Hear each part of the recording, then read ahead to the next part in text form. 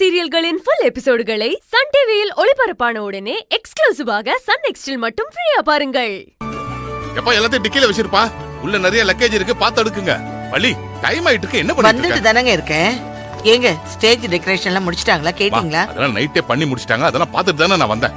போய் சீக்கிரம் வாங்க. சரி சரி வரேன், நீங்க போங்க. ஷாலினி, ஏய் ஷாலினி, என்ன இப்படி உட்கார்ந்திருக்க? ஆமா, தேவி கட்டப்பற கருப்பு புடையோட பிளவுஸ வாங்கிட்டியா இல்லையா? ஐயோ மறந்துட்டேமா. என்னது மறந்துட்டியா? கவனம் இங்க இருந்தா தானே. கண்டதையும் யோசிச்சுட்டு இருந்தா இப்படிதான் இருக்கும். அத்தை, ஷாலினி திட்டாதீங்க. நான் டைலர் கடைக்கு போய் பிளவுஸ் எல்லாம் வாங்கிட்டு வந்துட்டேன். லக்கேஜ் குள்ளதான் இருக்கு. சமத்து பொண்ணுனா இப்படிதான் பொறுப்பா இருக்கணும். வீட்டு மானத்தை வாங்குறதுக்குன்னே உன்னை பெத்து வச்சிருக்கேன் பாரு. சரி சரி கிளம்ப போ, சீக்கிரம் போ. போடி, என்ன மச மசம் நிக்கிற? பேக் எடுத்துட்டு போ. சரி போ சீக்கிரம் போ. அண்ணன் நடந்துகிட்டு. தேவி இன்னும் ரெடியான்னு தெரியலையே. தேவி,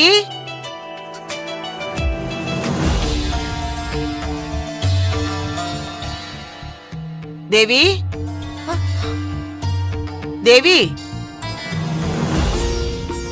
அத்தை ரெடி ஆயிட்டியா? ரெடி ஆயிட்டேன். எங்க நகையெல்லாம் போடல, பூ வைக்கல? இரு, அத்தை நானே வச்சு விடுறேன்.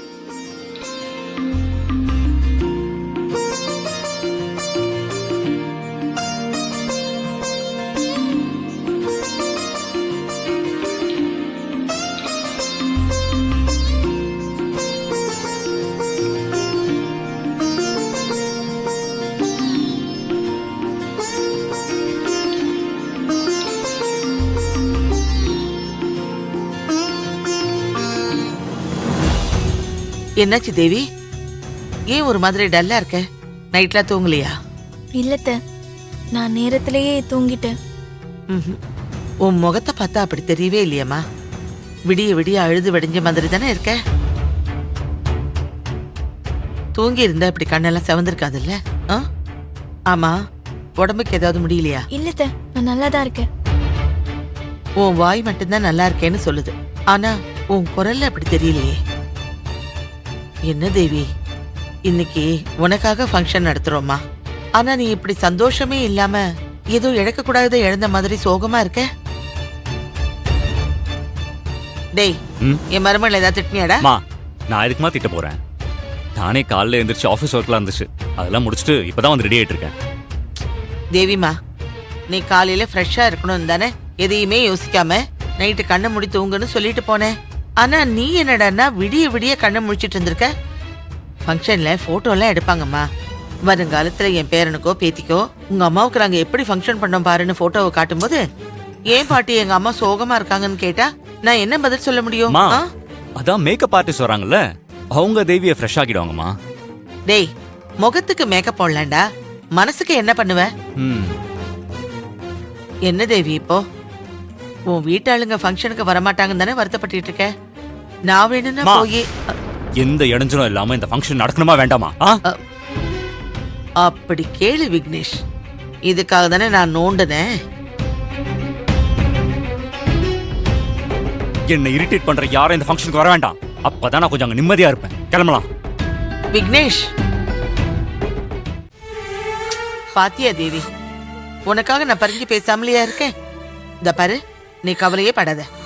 விக்னேஷ் கோவம்லாம் அடுப்பை விட்டு இறக்குன சுடுதண்ணி மாதிரி கொஞ்ச நேரத்துல ஆறிடும். ஆனா அது வரைக்கும் நம்ம பொறுமையா காத்துக்கிட்டு இருக்கணும். உன் வீட்டு ஆளுங்க மேல அவனுக்கு இருக்கிற மனக்கசப்பு நிரந்தரம் இல்ல, நிச்சயமா அது மாறும். யாருக்காக இல்லைனாலும் உனக்காக விக்னேஷ் மாறுவான். நான் உனக்கு ப்ராமிஸ் பண்றேன். கருப்பு சேலை ஃபங்க்ஷன் இல்லைன்னா என்ன, சீமந்தோன்னு ஒண்ணு இருக்குல்ல, அப்போ உன் வீட்டாளுங்களை வர வச்சு ஜமாச்சிடலாம். அந்த நாளை நினைச்சு இன்னைக்கு நீ சந்தோஷமா இரு. தேவிமா, முடிஞ்சதை யோசிக்காம இப்ப இருக்கிற நிலைமையை ஏத்துக்கிட்டு சந்தோஷமா கிளம்பி வா. அப்பதான் அவனை பாக்குற எல்லாருக்கும் மனசுக்கு நிம்மதியா இருக்கும். ஃபங்க்ஷனுக்கு நெருங்கின சொந்தக்காரங்கெல்லாம் வராங்க. ஃபங்க்ஷன்ல நீ இப்படி மூஞ்சி தூக்கி வச்சுக்கிட்டு இருந்தா பாக்குறவங்க என்ன நினைப்பாங்க? விக்னேஷ் தானே ஏதாவது பேசுவாங்க. அப்படிலாம் இருக்க கூடாது. நல்லா சிரிச்சு ஜாலியா இருக்கணும். சரியா? சீக்கிரமா வாங்க.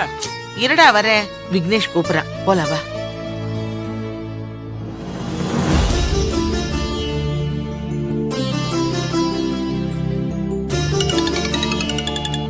ஹலோ, சொல்லுங்க.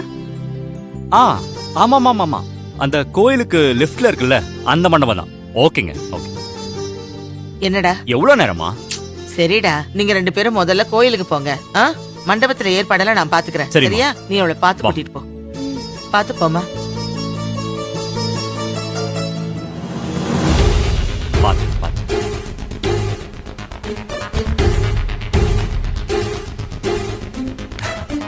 பாத்து தேவி பாத்து.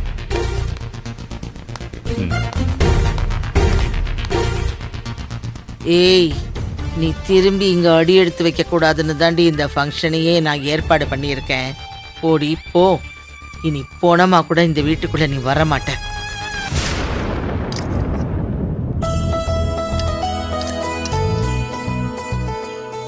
ஆனந்தி, அந்த பழத்தெல்லாம் சீக்கிரமா கவர்ல போட்டு எடுத்து வைமா. இதோ வரமா.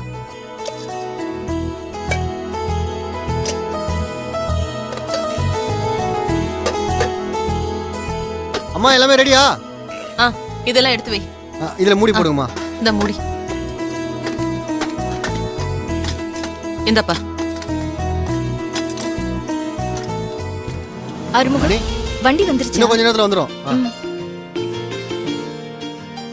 அன்பு, சொல்லுமா. அன்பு இங்க வா. இந்த இது ஆறுமுகம் கிட்ட கொடு. சரிம்மா.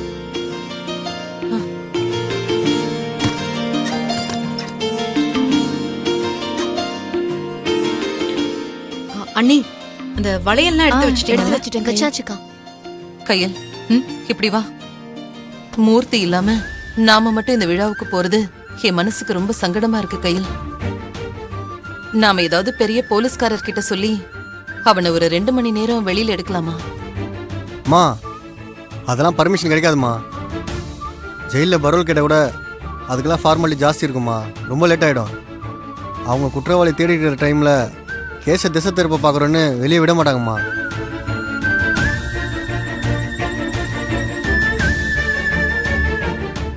அண்ணி, உங்க சோகமும் மனக்கவலையும் எனக்கு புரியுது.